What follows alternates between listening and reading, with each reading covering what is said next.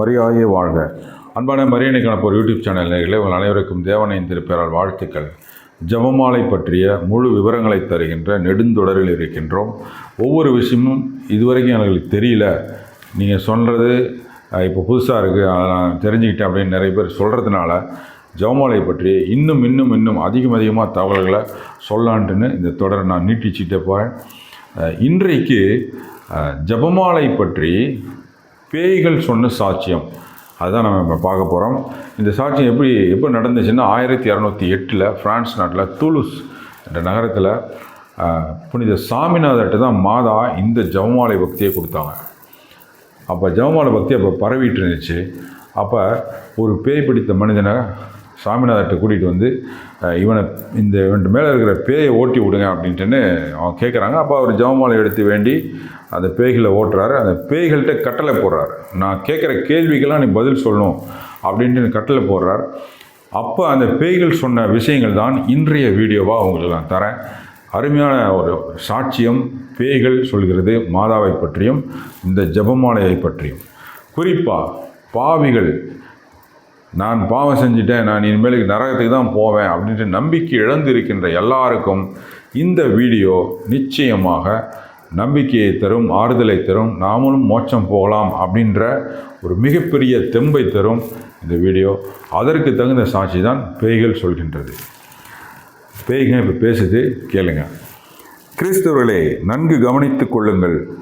இயேசு கிறிஸ்துவின் தாய் எல்லாம் வல்லவள். தன் ஊழியர்கள் நரகத்தில் விழாமல் காப்பாற்ற அவளால் முடியும். தன் ஊழியர்கள் அப்படின்னு பேய் சொல்லுது. அப்போ தன் ஊழியர்கள்னால் யாருன்னா, மாதாவை போதிக்கின்றவர்கள், மாதா பக்தியை பரப்புகின்றவர்கள், மாதாவினுடைய ஜெபமாலை பக்தியை பரப்புகிறவர்கள், இன்னும் மாதா சம்பந்தப்பட்ட எல்லா வேலைகளையும் செய்கின்றவர்கள் எல்லாருமே மாதாவின் ஊழியர்கள் அப்படின்ட்டுன்னு சொல்லி, அவர்கள் நரகத்தில் விழாமல் காப்பாற்ற அவளால் முடியும் அப்படின்னு பேய் சொல்லுது. இருளாகிய எங்கள் தந்திர மாயங்களை அழிக்கும் சூரியன் அவள்.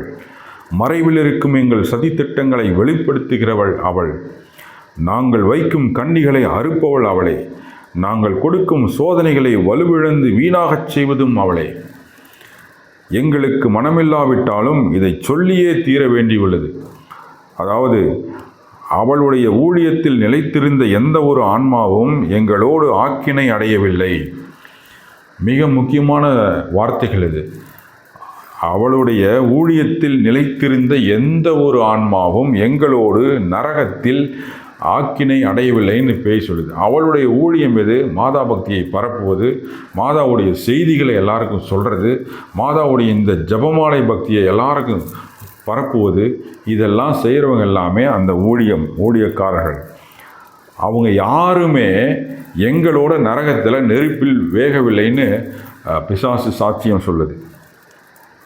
அவள் பரிசுத்த திருத்துவத்தை நோக்கி விடும் ஒரு பெருமூச்சு எல்லா புனிதர்களுடைய ஜெபங்கள், விருப்பங்கள், நல் உணர்வுகளை எல்லாம் விட அதிக விலையுள்ளதாயிருக்கிறது. மாதா பிதாவுக்கு முன்னால் போய் நின்று நமக்கு